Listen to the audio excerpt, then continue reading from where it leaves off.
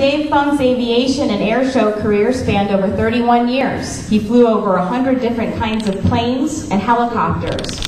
After leaving the Air Force, Dave served nearly 10 years as an attack helicopter pilot with the Iowa Army National Guard. More recently, Dave served as an international captain on the Boeing 757 for Northwest Airlines.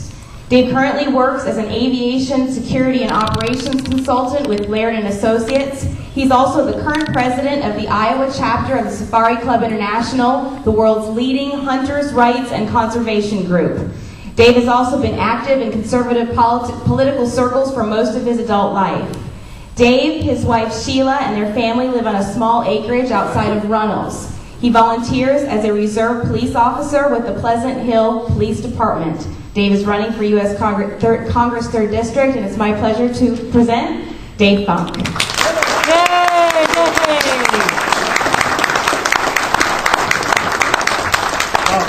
Three tough acts to follow. I'll start out with Bill. Many of us who've served in the military, there's a general here who's a good friend of mine that is one of my veterans co-chairs. The other veterans co-chair is a Marine.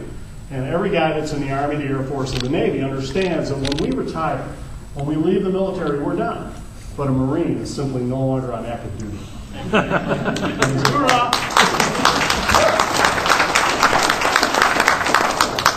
I want to talk about how I wound up in this room tonight and why you are all here. Every one of us understands, appreciates, and accepts and lives American exceptionalism. You heard my bio, my professional bio. What you didn't hear about is a mom with 5 kids on welfare.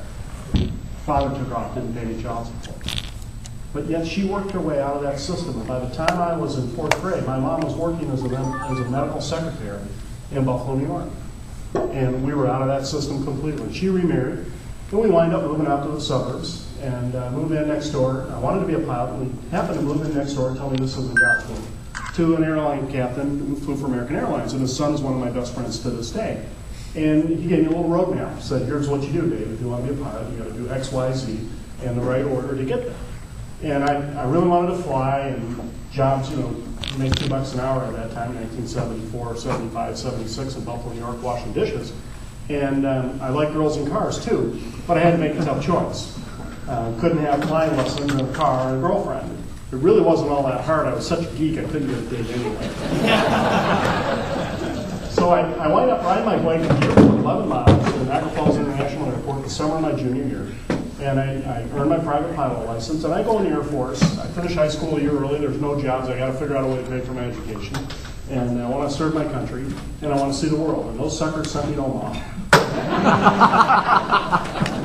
And I've been here ever since. And I wind up serving 4 years at Offutt Air Force Base. I finished my college degree at the University of Nebraska. I get all my flying ratings done, get a bunch of civilian time, and I walk into this facility in Boone, Iowa. The General Kessler was a facility commander sitting in the back of the room. And I said, kind of you guys got pilot job openings, and sort of interested. And a couple of guys talked me into it, and they gave me a direct commission at 22 years old. I raised my right hand, and I swore that oath to defend and protect, for a second time, our Constitution from all enemies, foreign and domestic. And I had no idea that at the age of 51 years old, the greatest threat to our Constitution would be inside our nation and not outside.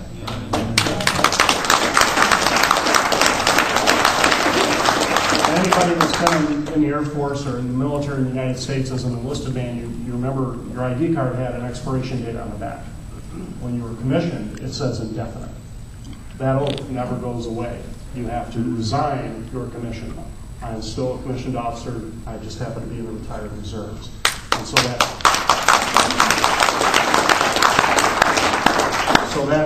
that oath that I swore still stands. I've not reneged on that. And I know that the other office holders in the room, the other military people in the room understand exactly what that oath means. You know, behold, I fly this great, fly helicopters in the Guard. I go through the post-Carter era. We remember Jimmy Carter. We have somebody like him now in the White House, only it's on steroids. We watch our economy go down the tubes, and times were pretty tough in Iowa in the early 80s. We heard Chad saying the back about the family farm, losing the family farm. Mom and Dad had to make some tough decisions in his case.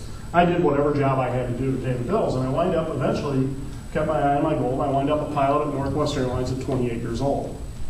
When I was 22, I was one of the youngest people, if not the youngest, ever commissioned directly in the Iowa Guard. At 28, I was 7 to 8 years younger than the average age of my class of 28 pilots. That day I was hired at Northwest Airlines, so I was a little bit ahead of the power curve. And I wind up here in Iowa because I married an Iowa girl. We got divorced, and I had to leave for a couple of years, and I came back and I got remarried. In the year 2000, my second wife and I, Sheila, moved here to get custody of my then teenage son, David, and we wind up living out by Reynolds. He today serves as he's 25. He serves as a full-time technician in the Air National Guard. He's had his three combat deployments already. And I was a new grandfather a little over 2 months ago. When I look in the mirror in the morning, I don't see Grandpa for some reason. And I'd like to say that my kids all got their good looks for me because Mom still got hers. By the way, I got this really snazzy purple tie. Ken got one too. We're both wearing them. I flew for Northwest Airlines for 20 years. And in my early 80s, right before I went to work for Northwest Airlines, became a Christian, I happened to go to a seminar one day by a guy named Dave Barton. And Dave Barton, we all know him as wall builders, but back then it was the American Heritage Series. And he talks about the history of the United States in this first, the American Heritage Series. It was like 6 or 8 audio tapes and a book. And I read through it, and it ignites a real interest in our history of our nation and our Constitution. And when I was going through the Truth Project a little over a year ago, or about a year ago now, with our campaign treasurer, Eric Forsman, everybody early on in there, anybody who's been through the Truth Project, knows that Ned talks about God's greatness is revealed through his works. And they're talking about mountains and trees and animals, and I'm thinking about our Constitution. And I'm thinking about what John Allen said when he said this, and I'll paraphrase it because I don't have the quote exactly, what he said.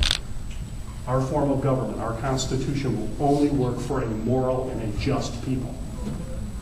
And unfortunately, immoral and unjust people have taken over. Why?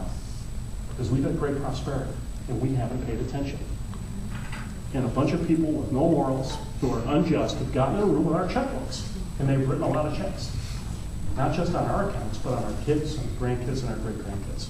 And if we're going to preserve American exceptionalism, then we have to do something this June 8th.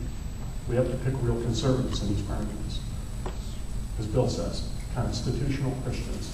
People who are willing to go to Washington, not become a part of that mentality, not a part of what Washington is, not going to get along with the other side, reach out. Why would you reach out to tyranny, to compromise? I am not going to Washington to get along. I am going to Washington to pick a fight.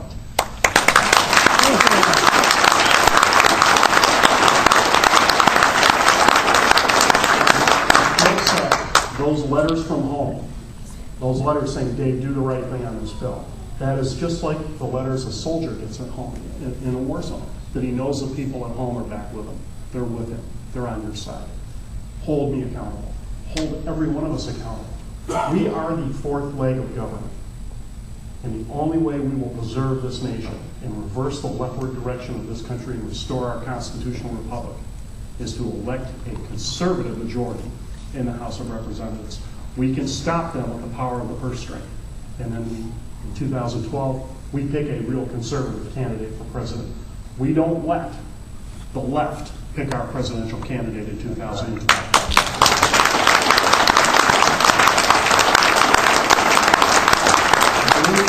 We pick a bunch of moderates, and we throw them up there and they happen to win, and those presidential candidates are going to walk in here next January when this whole thing starts again, when the caucus process starts. And they're going to think, oh, we got a moderate governor, we got a bunch of moderate Republicans that they just elected. Iowa wants a moderate message.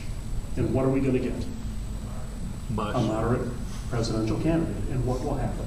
We will get our butts kicked again. Exactly right. Every time we run as conservatives and we stand on our principles, the voters get excited, they come out, and we win. And we just don't win, but we win in landslides. Do not compromise.